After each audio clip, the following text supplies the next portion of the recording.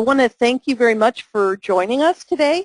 For those that may have missed the beginning, we have a lot of people from all over the U.S. We have somebody from Portugal who are really interested in trying to find out how to survive their own handout hell. So want to say welcome to Webinar Wednesday.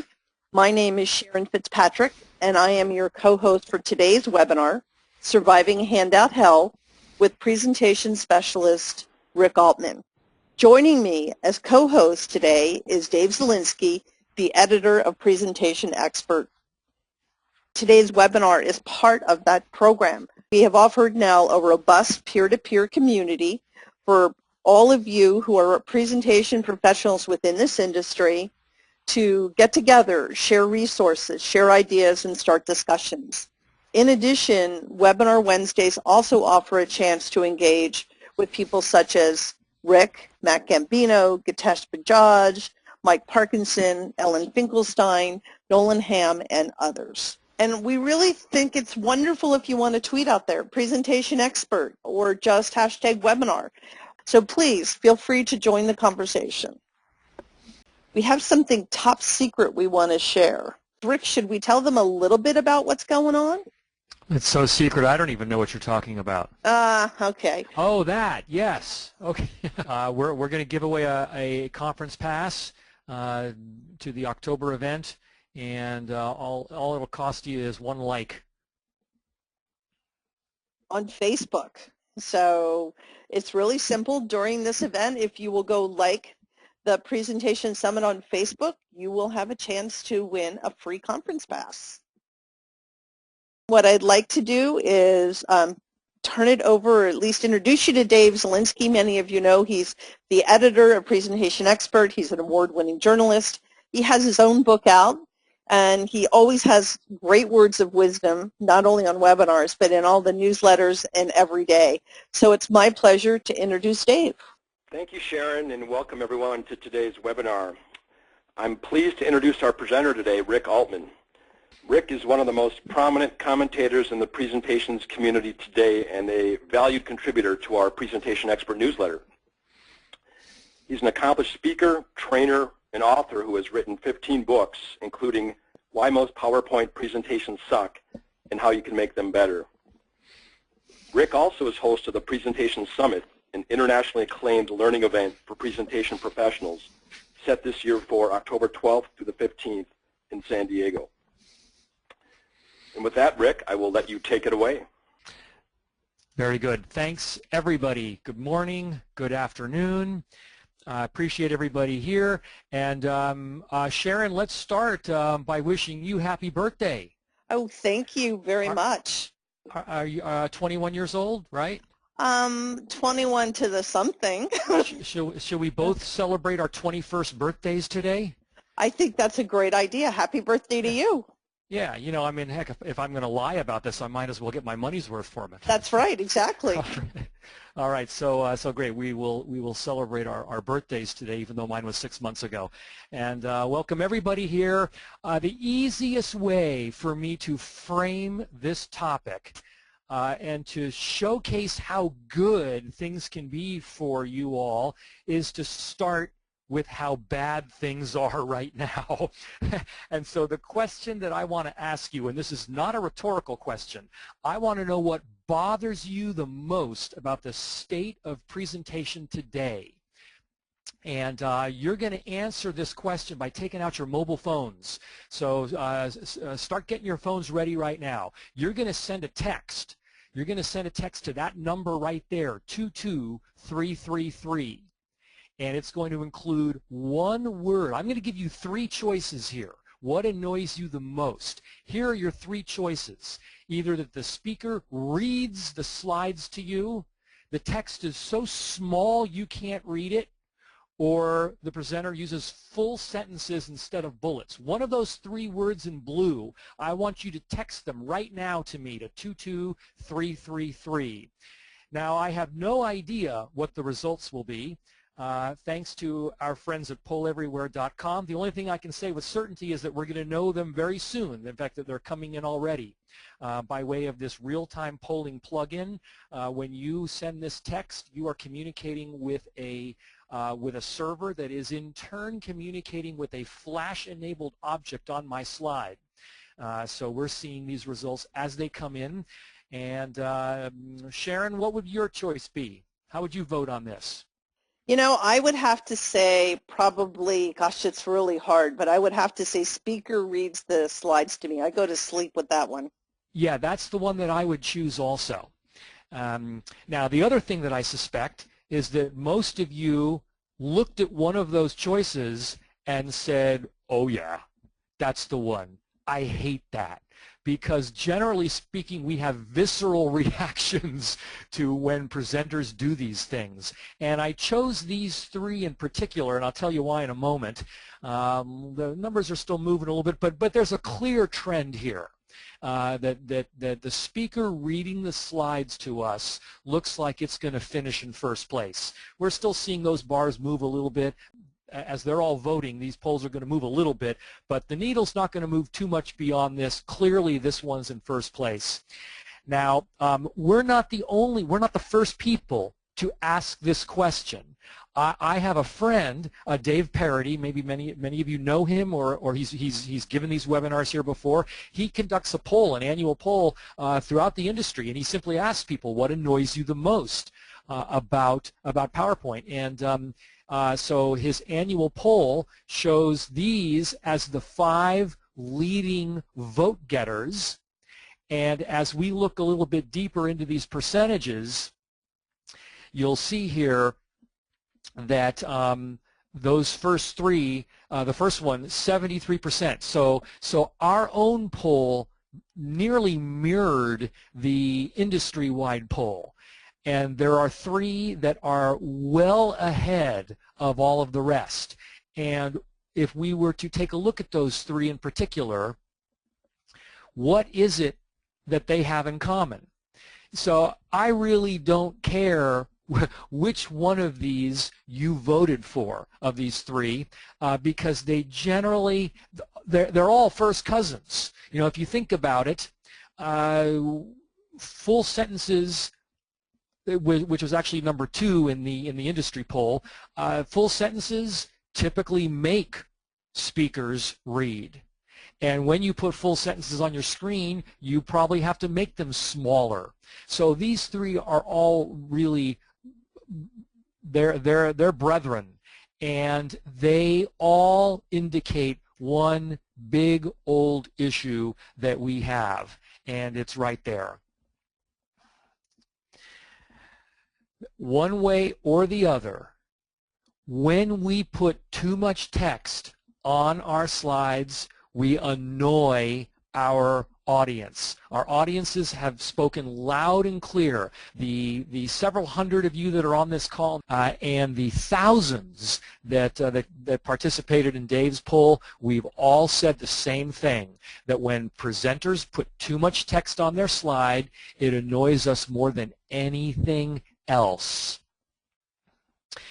And I have a story to tell around this. It's one of my clients, Prudential, you know, one of the largest insurers in the country, in the world really.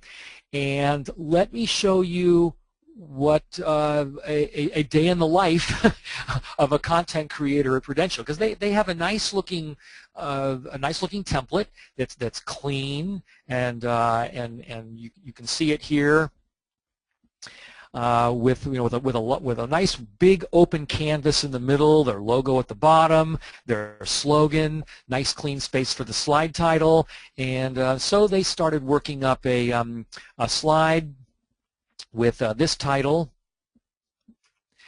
and some key points that they wanted to make about the services that they offer all around record keeping. And those 3 items right there were critical. The number of clients, the almost 3 million covered employees, and a statistic that I had never heard about until I started working with them called persistency, and the higher the number the better, and 95% is excellent. So, you know, this right here is a very strong slide with 3 critical points to be made and the opportunity for the presenter to really tell a story. They decided, however, that perhaps what they should do instead is list a few of the various departments that contribute to these statistics. And then they said, well, if we're going to show the departments, really maybe we should also show what the specific services are that each department offers. And so before you know it, we had a slide like this. They said, well, really we should put the whole thing in a table just to make it a little bit more readable. And they continue to talk this through, and they said, well, really, if we're going to do that, maybe we should also list our demographic and which one of these categories is relevant to our demographic. And before you know it, this was just death by PowerPoint. I mean, look what happened to this slide. it just got ruined entirely. Worse. Okay, well, actually, no, before I go to worse, let me go to the comical. Because someone said, this is kind of a busy slide. What do you think we should do? And their response was to drop a little shadow behind their table, as if that was going to make a difference. So I had, I was in the room with them. It was all I could do to not laugh. But worse was the focus group that was conducted around this slide when everybody was asked about that key percentage. They were asked, how many of you saw this percentage? And the answer was alarming. And worse, then they were asked how many people could recite that number. And it was almost tragic. So this number that was so important to their performance was completely lost in all of this. And what was sad is that Prudential did a lot of things right. If you think about what they did as part of their thought process of telling this story, they knew what their key message was. They had pretty good instincts about how to strengthen their argument. They found lots of supporting facts, and they had created something that could be used as a takeaway, so that their audience members could have a handout that they would take with them afterwards. They did a lot of things right, and they only did one thing wrong. But the thing they did wrong negated everything they did right. And the thing they did wrong was this. This became a train wreck for them because they thought that they could cover off all of this with one slide deck. They thought one set of slides could service all the things they needed to do to tell their story to their audience. And this will become a train wreck for you too if you try to cut this corner. You just can't do it this way. Even though hundreds of thousands of people try every day, even though this is the standard operating procedure for presenters. I mean, this is why death by PowerPoint is so rampant. And and it starts off innocently enough. So this is one of the slides that they show, and all the things that we associate with death by PowerPoint come out when you create slides like this. When people create slides like this, here's what your audience says. Your audience says, I can read it faster than you can say it. I'm already done. Why didn't you just email it to me? I'm out of here. I think I'm going to text my friends. That's pretty much the thought process that goes on with audience members when you create slides like this. I mean, look at this one here with a footnote, with 8-point type. I mean, this is the classic case when you have to say to your audience, oh, well, you can't read this, but, well, listen, if I can't read it, well, what the hell are you putting it up there for, So, this is just this is standard operating procedure. The people at Prudential had good intentions. Most of you have good intentions when you do this. When you intend to then print this and give it to your audience members as handouts. But this just never works.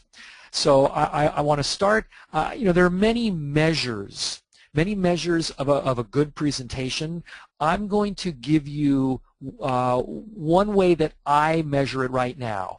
There are plenty of other ways, but this is maybe one way that you haven't heard it before. A good presentation is made up of three things: what you say, what you show, and what you give. What you say, what you show, and what you give.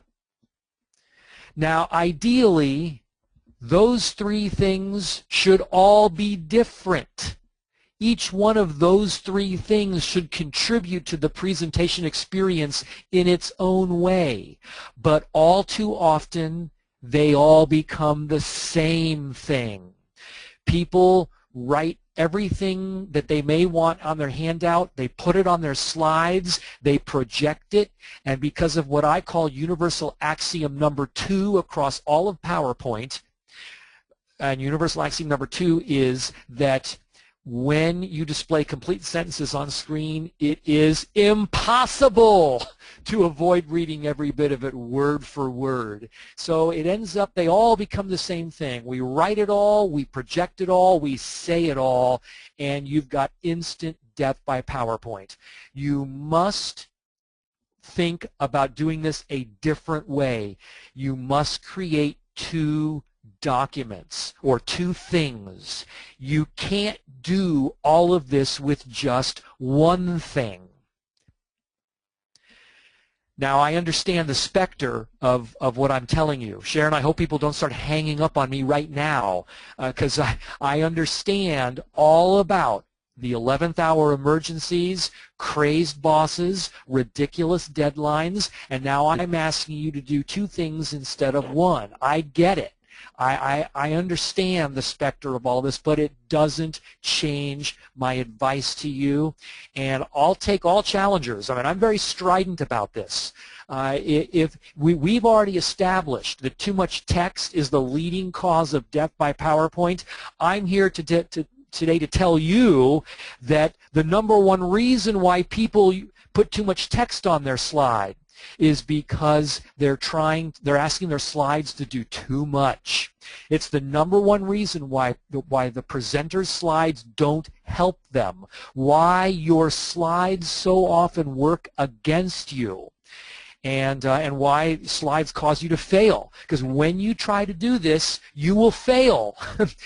It'll be an epic fail. You will become an epic failure. Rick, before you go any further, we have people who are wondering if we have an epic fail because we just have a blank screen or blank slide up.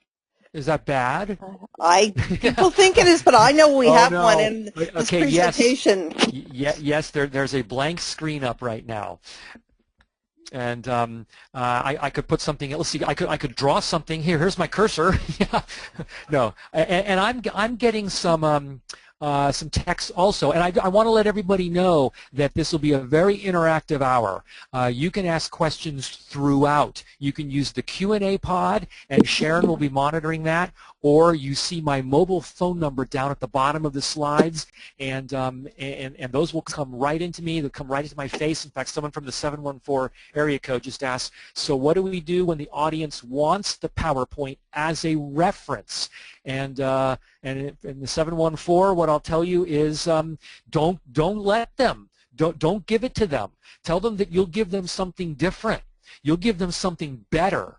And in the next half hour or so, I'm going to show you something that I think is much better. But yes, people are expecting to get something from you, but must it be your slides?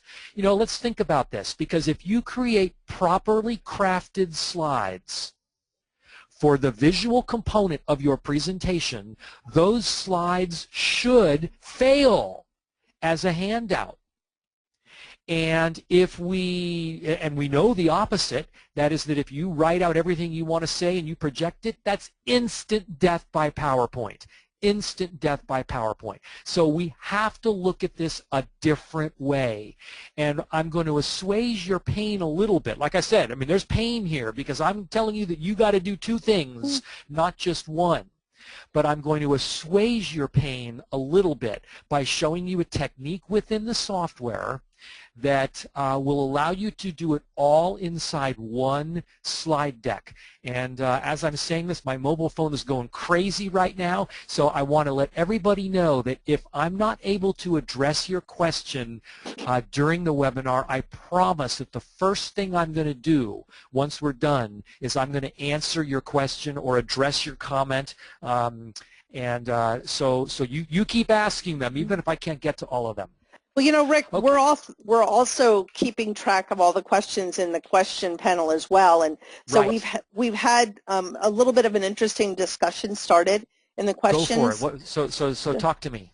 Tim is saying, so if we see all of these as PowerPoint problems, how come many presenters keep making the same mistakes over and over again? Oh boy, yeah, isn't that a good one?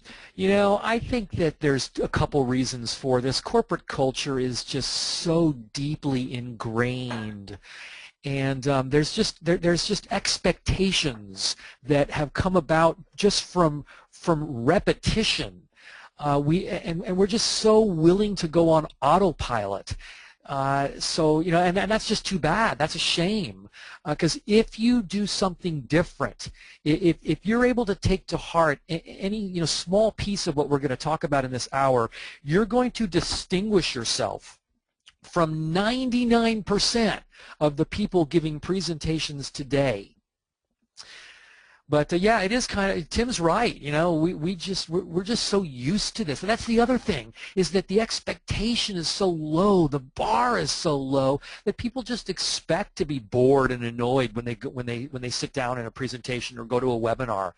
You know, that's a shame also. So, you know, together as a presentation community, wouldn't it be great if we can sort of raise the consciousness a little bit about all of these things, starting with this one, because I think this is just one of the leading causes. Sharon, anything else?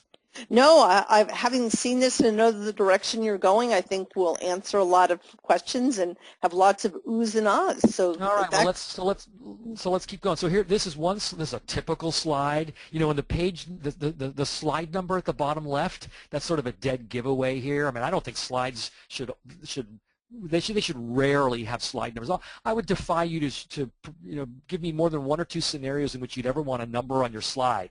But a page number, that's different. For me, it's often a dead giveaway when you see a page number down there that this slide was intended to be printed. And that's why there's just so much here. You know, same thing with this table that I showed you earlier, and this train wreck here. I mean, you know, did they really expect anybody to stop and look at this while it was up on the slide? No, of course not. This was put together like this just for the handout. Okay, so you all know about the Slide Master. I'm going to presume that's where you create the global look and feel of your slides. And I suspect that most of you know about the notes page also. And the notes page, you know, so here's a standard presentation, and the notes page, you know, it looks like this, where there's a thumbnail at the top half, and at the bottom half, you know, you put in this is for your own purposes, for your own speaker notes. And many of you know that there's this little pane down here where anything you type in here, that shows up as your own notes. So you print out your speaker notes and then you use them to help you with your presentation. I don't think I'm telling you anything new by introducing the idea of the Slide Master or the notes page.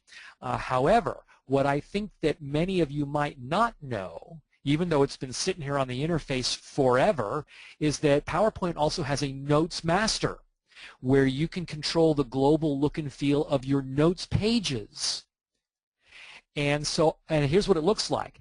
And Sharon, you stop me if I'm going too fast here. I presume that while I'm working the interface, there might be a little bit more latency. I'll go slow, and you tell me if I need to go even slower. You're looking at the Notes Master. Rick, I think one thing that might help for those of us that, since I'm old, it's my birthday now, that need my reading glasses, it might be really helpful just to zoom the screen a little bit so we can see a little bit more detail about what you're doing. I'll make sure to zoom when we want to look in on the detail, but right now I want people to see what this whole page looks like. Because what I'm going to suggest is that you use your notes pages not for your own speaker notes, but instead to create handouts, because the notes page can stand as a much better receptacle of this than your slides. And so what we're going to do right now is we're going to redesign this notes page. Anything that you put on a slide, you can also put on your notes. And anything you put on your notes, you can put in the Notes Master so that it'll appear on every slide. So for instance, if we wanted to, just create a nice little header bar up here, and this is going to feel like I'm working in just in slide mode. I'm going to double click. I'm going to move this to the back. Then in my header here, I might say something like Prudential, a recognized and trusted brand. And maybe we want that to be set in white. So I'm just doing basic PowerPoint things, but I'm doing them on the Notes Master. And do we want the date? Maybe we want the date, but what we also want is a picture. Let's bring in a little picture of the Prudential logo, drop that up here, and maybe let's have this whole thing be black instead. So, I'm just making some basic changes, and in about 5 minutes, this is going to look like this. It didn't take me long at all to put something like this together, where we have a page number down at the bottom. We have their little slogan, real challenges, real solution, real results. Here's what the top of the page looks like. Now let's talk about the text itself, okay? And notice what I've done. I've done a couple things here. I've made the thumbnail much smaller. And in fact, maybe I don't even want the thumbnail at all. You decide that. Often it's good for people to be able to visually connect what they saw during the presentation with what they're holding in their hands now, or with what they're reading on their screen now. So that's when a thumbnail would be helpful. But if you determine that it's not helpful, then just get rid of it altogether. The other thing that I like about this whole construct is that this page is portrait, not landscape. People don't really like reading things that are taller than that are wider than they are tall. Most people prefer to hold something in their hands and read it when it's tall. And also, slides are usually what, 18, 24, 32 point. Well, you don't need anything nearly that big on a handout. I mean, this text right here that I'm going to zoom in on, this text is, it's 12 point. And the other thing is that we can make it serif, because if you intend to print your handout, serif typeface is generally going to be a better choice. It's going to be more readable, easier on the eyes. If instead you think that your PDF handout is going to be read just on screen, you could keep it as a sans serif typeface. These are all the kind of choices that you get to make when you separate out the two tasks of slides and handouts. So, I'll just do a little basic thing here. The first level, I'm going to make it bold. The second level, I don't want to make it bold. I'm going to get rid of the indent altogether. Third level is really the only one that I would have an indent for, a bullet character. And, I'll tell you, this drives me nuts about PowerPoint. You'd think that by now it would know that the bullet that I like to use is this one here. And look how far away I have to go to get it. Every single time I do this, and then I curse at the software, why can't you know that I want that one? Why can't it be here on this list right here? All right, and then I would adjust the indent a little bit, play with the spacing a little bit, and then when I'm done, let me back out. When I'm done, I'm going to have a Notes Master that looks like this. And this didn't take me more than about 20 minutes to do. 3 levels of text. I don't need anything else than that, and just a nice clean format. Okay, so Rick, we have a question about this. good. I was going to call for questions now because I want to make sure everybody understands what I've done here before we then go to the next step. One of the things, we love in Microsoft Office, the ability to wrap text. It doesn't look like you can wrap text in this Notes Master. That's true. You can't. You can't. This wasn't designed this way. We're going off design here. But I don't think that it's too terribly horrible. You'll see in just a moment what I'll have to do. Okay, terrific. Any other questions? All right, if not, then let's head back over to this first slide. So what I'm going to do now is I'm going to just take all this text and I'm going to copy it and paste it into the notes page. And I'm going to use this little notes pane down here. So here we go. Control A selects everything. Control C copies it. Drop my cursor down here. Control V. That's all I'm going to do. Select all, copy, paste. That's all I'm going to do. Now let's go look at that page. Okay, so as you noted, Sharon, the text doesn't wrap. So I will need to do that. And maybe I'm going to make this a little bit bigger. That's going to sort of stand as a headline. Okay, so what I have to do is I have to come in here, I have to press Shift-Enter. I can live with that. It would be nice if indeed there was some wrapping mechanism, but that's okay. I can live with that. So I'm just now creating just the simplest of formats for this. And in let's see. Also, I want to turn my header and footers on. So we've got the date. All this stuff, we'll just turn it all on. And okay, what was that? That was like 2.5 minutes, not even that. We've got ourselves a pretty darn good handout here. This is going to be a much better handout than printing the slide. I mean, this looks like something that had some thought behind it. Somebody said, how can we give something to our audience that's going to be friendly to read? A slide does not give you that impression. Now, yes, you could build a document with your slide. The rock star of our industry, Nancy Duarte, has made that famous, and she's coined a phrase for it, a slide doc. And that's when you really are intending to create a document that's intended to be printed using PowerPoint. This is different. What we're saying, we're using PowerPoint for its intended purpose, to give a presentation and to show visuals. The point here is that you also need something for the handout. So inside this one deck, we've got both.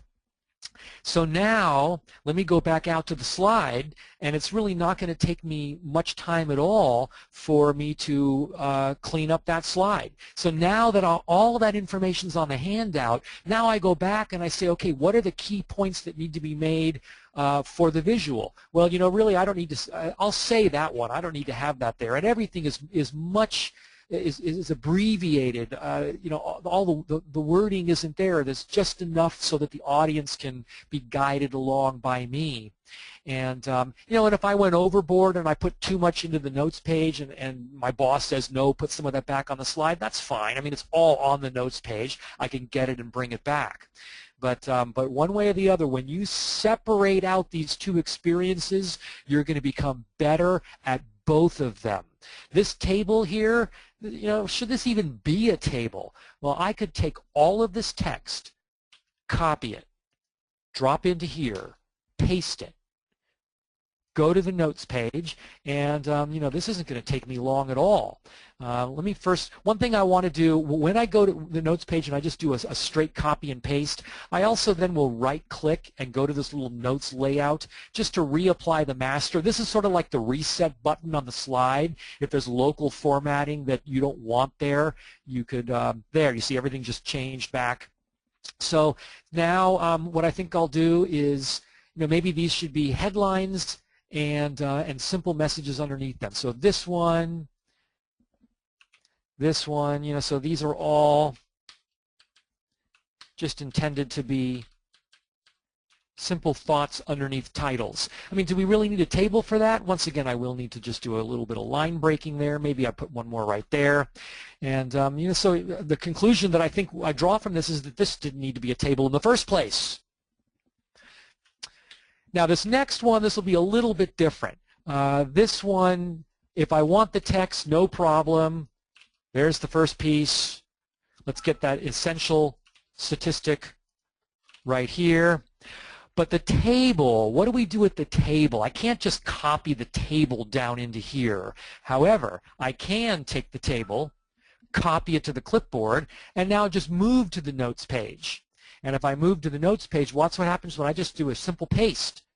There it is. Now it looks a little weird, but you'll see it's still a table. And I can now massage this around and maneuver it, and I can pretty much get this to be a good-looking table, and I can do all the things I would normally do to a table, you know, change it all around, banded columns, and you know, the header row, all that stuff. I'm not going to take the time right now, but I'll tell you that in less than 5 minutes, I can make this table look like it was perfectly planned for this space here.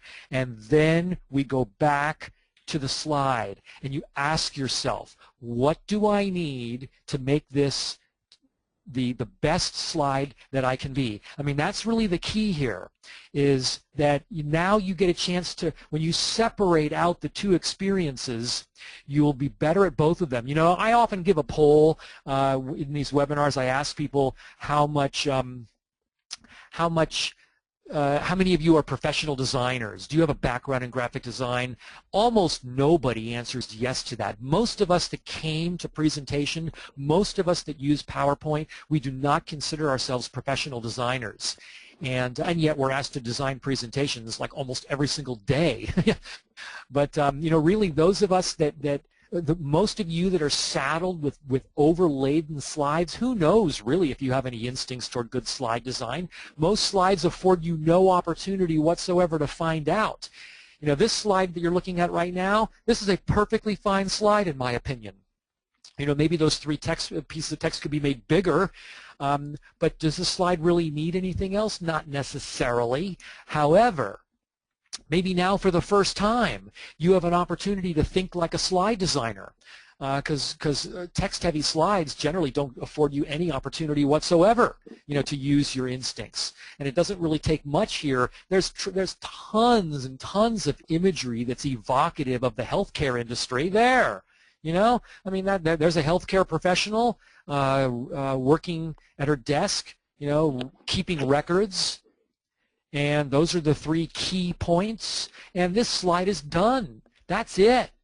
You know, you don't need anything else. Here's the slide that had the table, and that table with the two columns, there's the first column right there. You know, do you really need anything else for the visual component of the presentation? I would argue no. And the reason that we can go from here to here is because we're not done yet.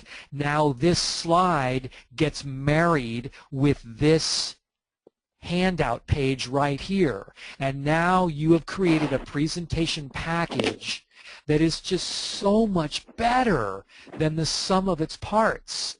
You know, this train wreck of a slide right here, that somebody naively thought could be saved by putting a shadow behind the table, you know, there you go. That's the slide I showed you earlier, and that's perfect for the live presentation.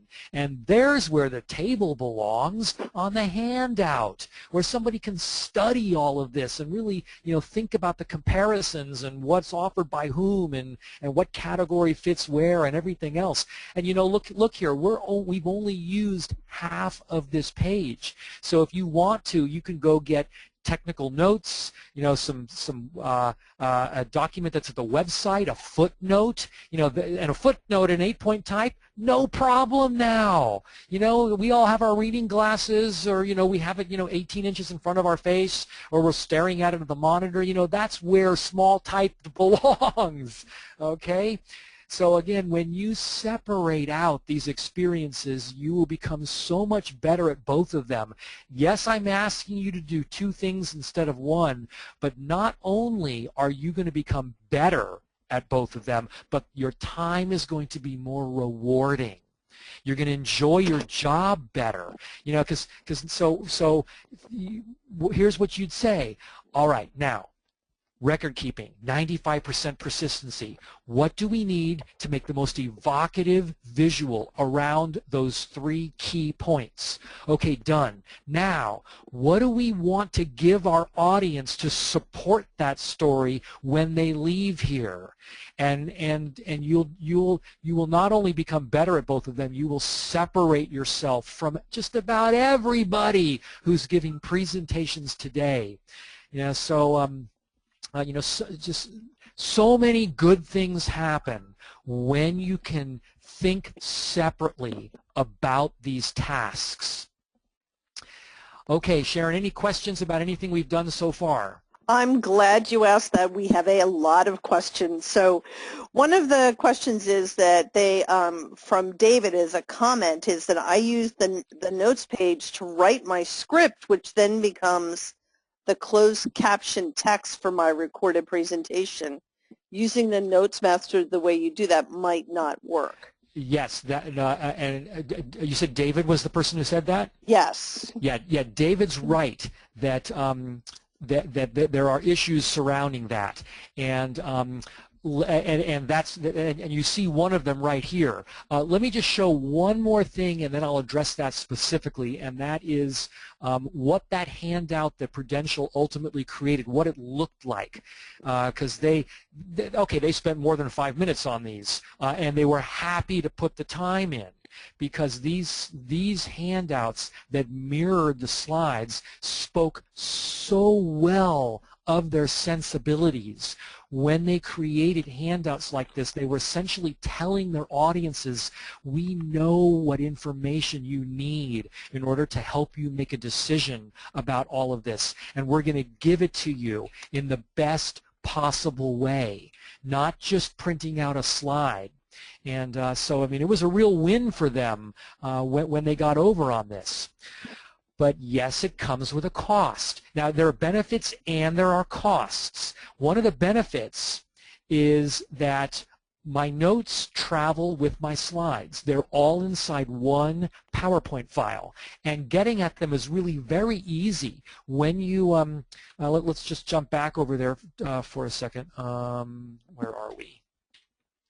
Okay, so here are the slides.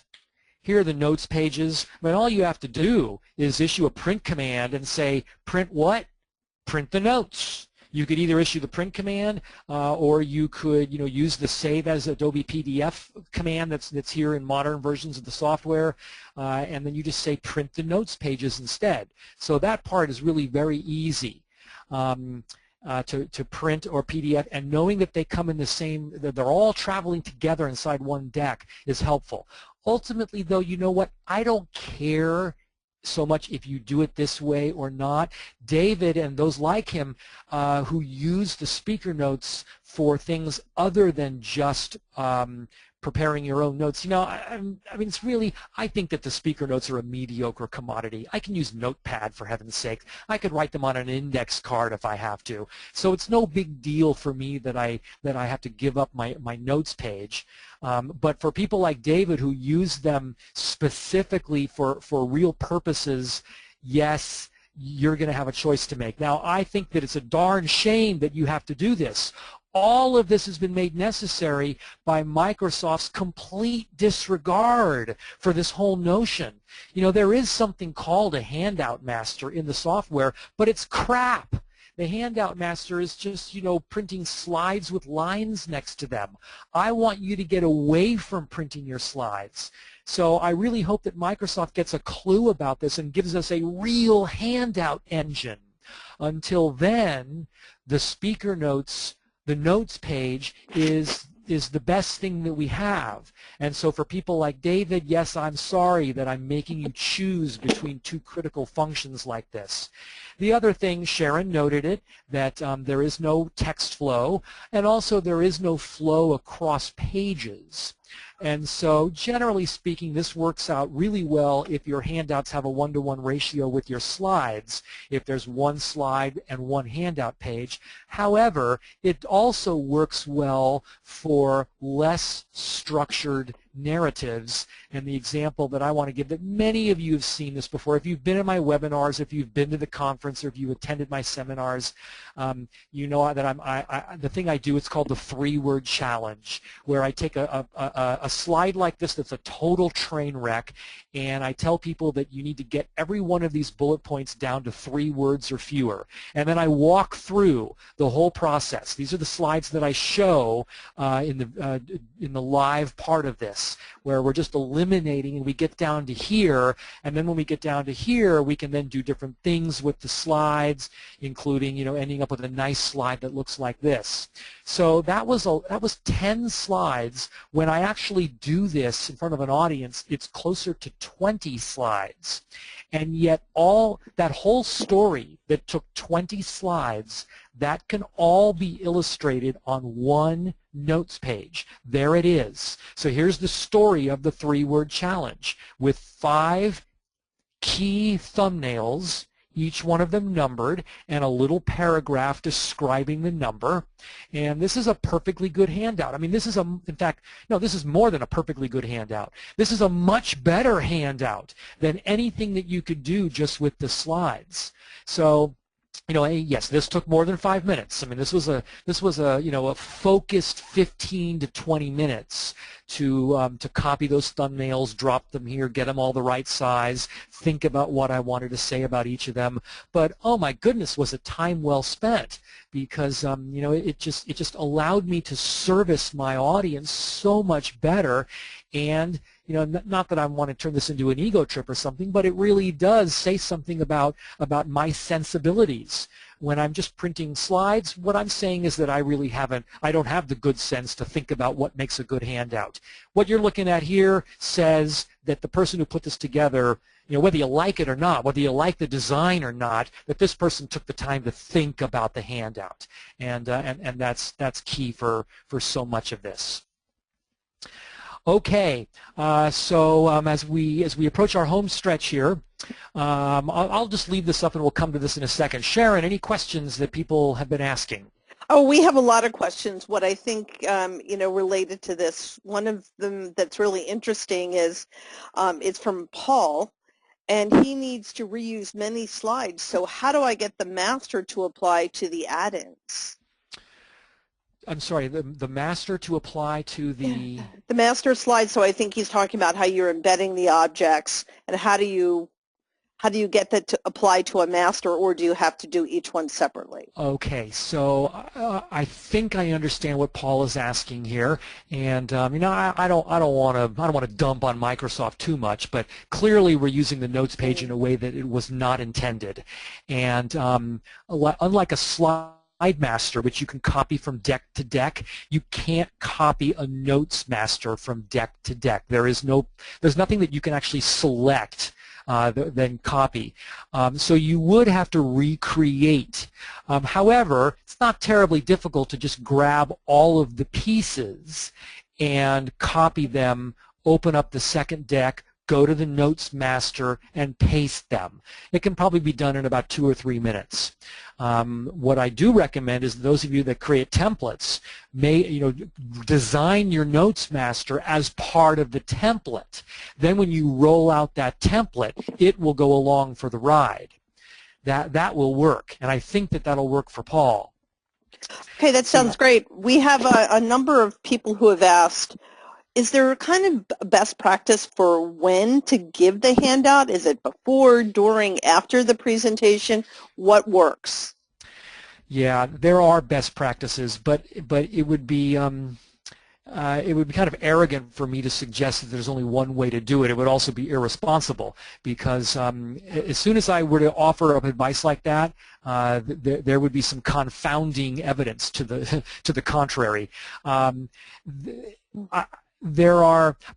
would say that there are certain litmus tests that you should use. If you give the handout to people ahead of time, and while you're speaking, everybody's heads are down because they're reading through it, that's a disconnect. That's a sure sign that you've given the handout too early.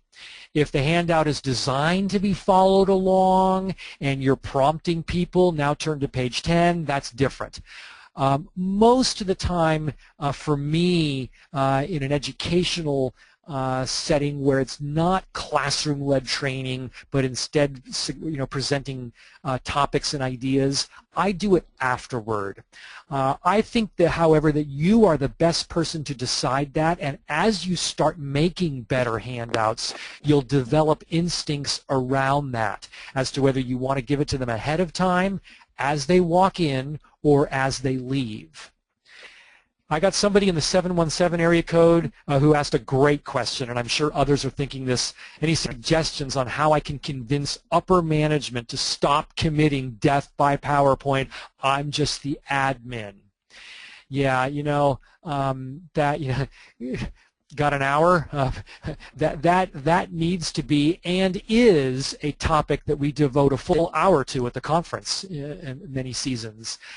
I will tell you that Rome wasn't built in a day, and I'll tell you that we are starting to see some movement around this. We're starting to see upper management get it. This does trickle up.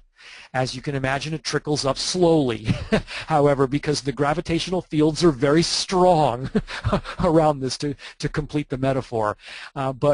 If you see, what happens is that if you give if you give upper management, if you give your boss a properly crafted slide deck, he might freak out at first, and you're going to have to send him through detox. You're going to need to have an intervention first, and they're going to look at this and say, "Well, I can't speak to this. Where are all the points I want to make?" And at which point you're going to be tempted to say, "Hey, idiot, you've been giving this talk for the last year. Don't you know them by now?" But that's what happens, is that your slides become your security blanket, your ultimate safety net, and people get addicted to reading from them. But if you can get your boss just to try even once, even just a closed-door practice session, he or she, usually it's men I find, usually it's he, is going to ultimately, if he's willing to commit to the process, he'll become better at it. And then he's going to start to see that the slides you create for him look better than his peers, and that you've got these handouts that look professionally done. He's gonna buy into it.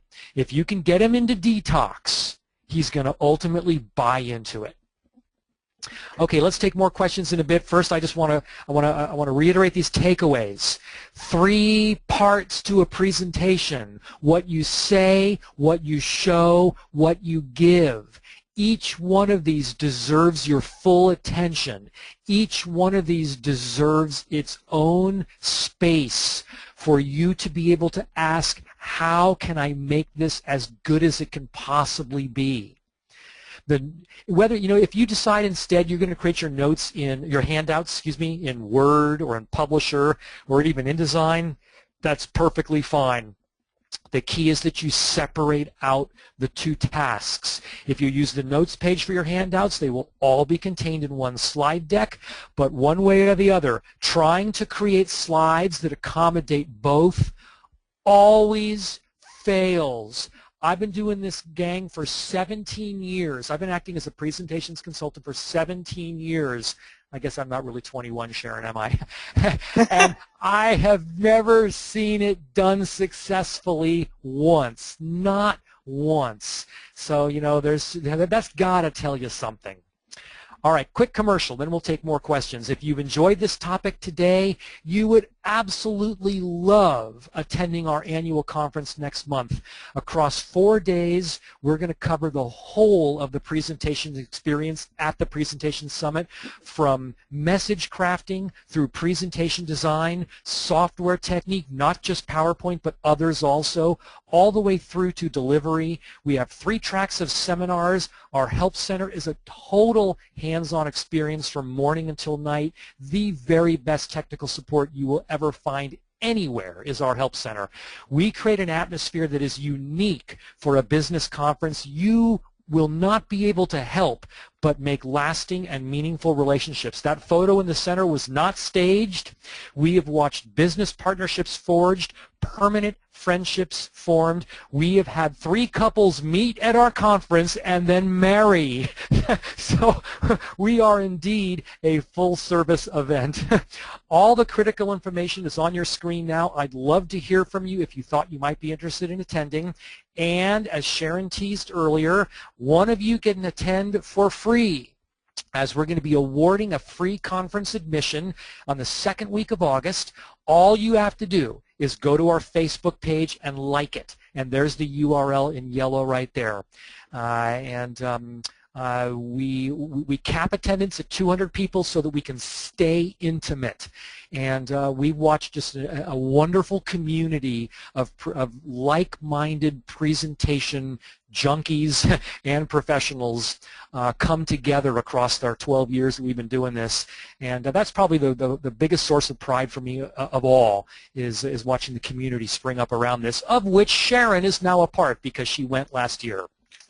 Yeah, yes, I am, and I really enjoyed it last year. I thought it was a lot of fun, and I am really excited and already have my travel booked for this year.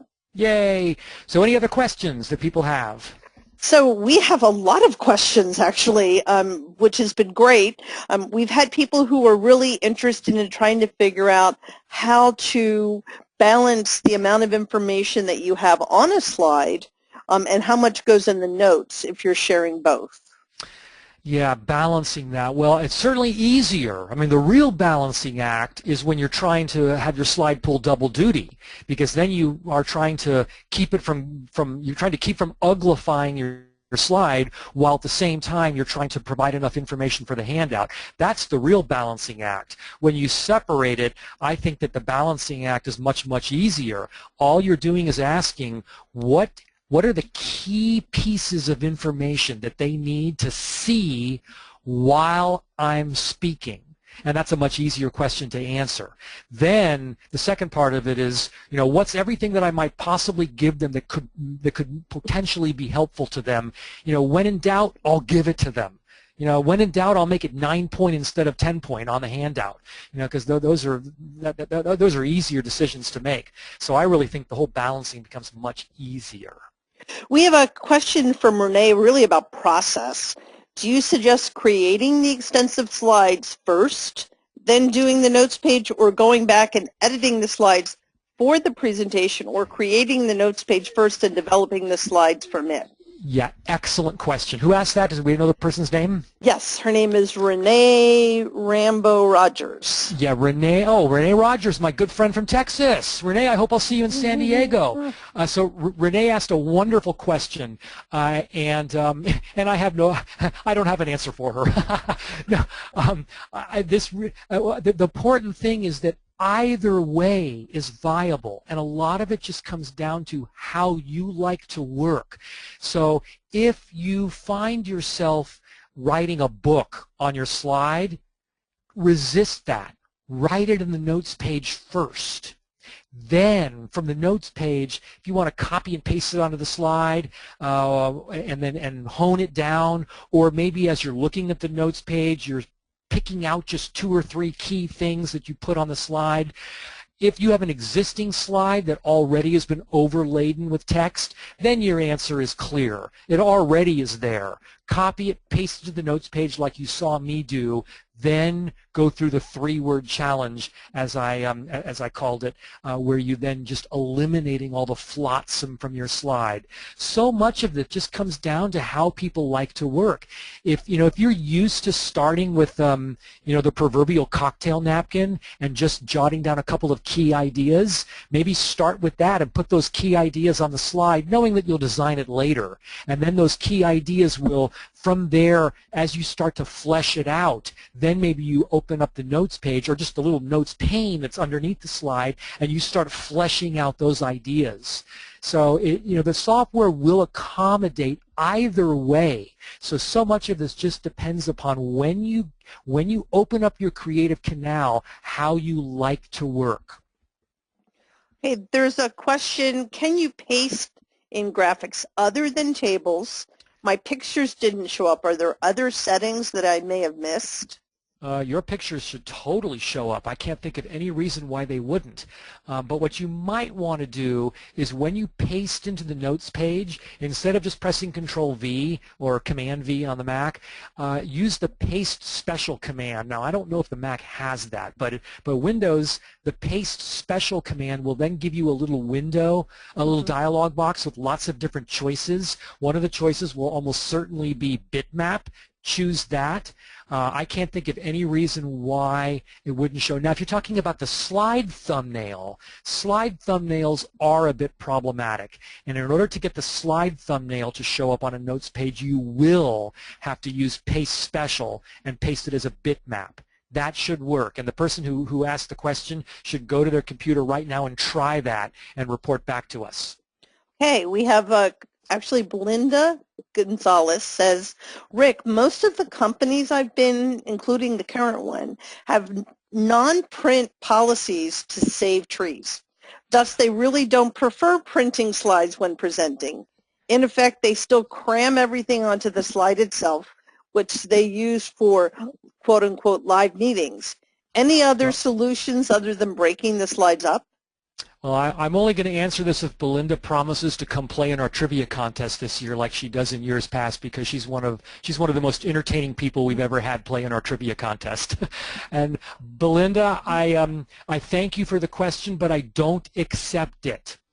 If your organization has a policy against printing, that's no problem. You distribute them as PDF files.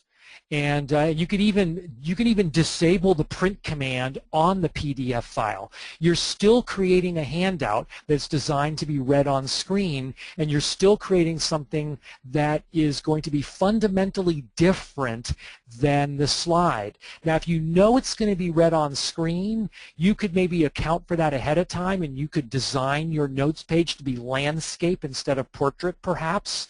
That way it matches the shape of the screen, and so you could then maybe be using the real estate a little bit more effectively. That's no problem at all to do something like that.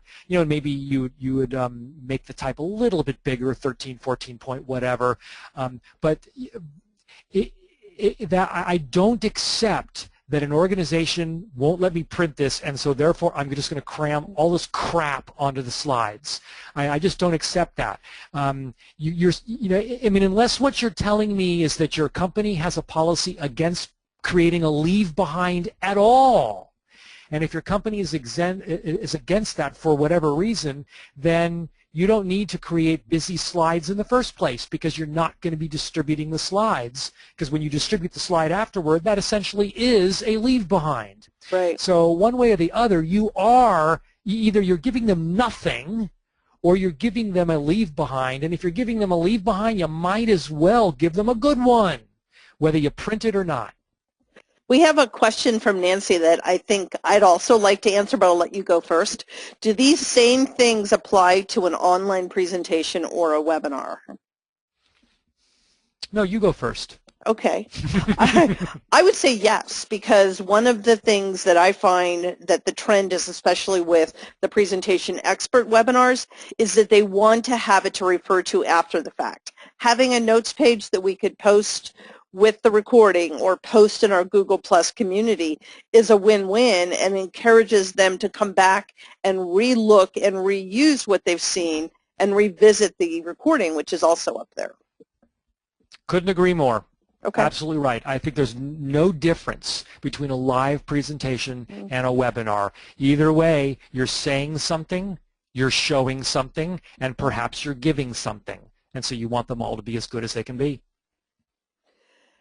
And I think we are basically out of time, and although we have some more questions, I will ask Rick to answer some of the questions in our Google Plus group. All you have to do is go to Google Plus Presentation Expert, and you can join the community. It's a public community. We also have a great webinar with Simon Morton, and it's the 5-point formula for powerful presentations. Simon's very critically acclaimed. It's a great book. I really enjoyed reading it, and 5 lucky attendees will be winning a copy of his book. And then what we have coming up a little bit later in the schedule is Ken Mollet and Nolan Hames on data design. So watch your calendars and your email, and we will look forward to seeing all of you soon. Thank you so much, everyone.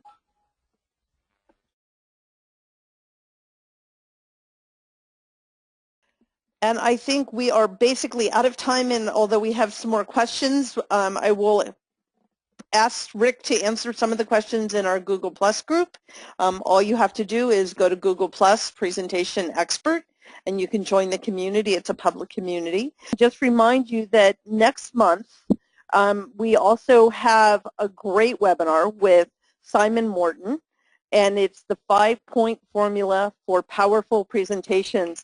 Simon's very critically acclaimed. It's a great book. I really enjoyed reading it, and 5 lucky attendees will be winning a copy of his book. And then what we have coming up a little bit later in the schedule is Ken Mollet presenting online or in person, and Nolan Hames on data design. So watch your calendars and your email, and we will look forward to seeing all of you soon. Thank you so much, everyone.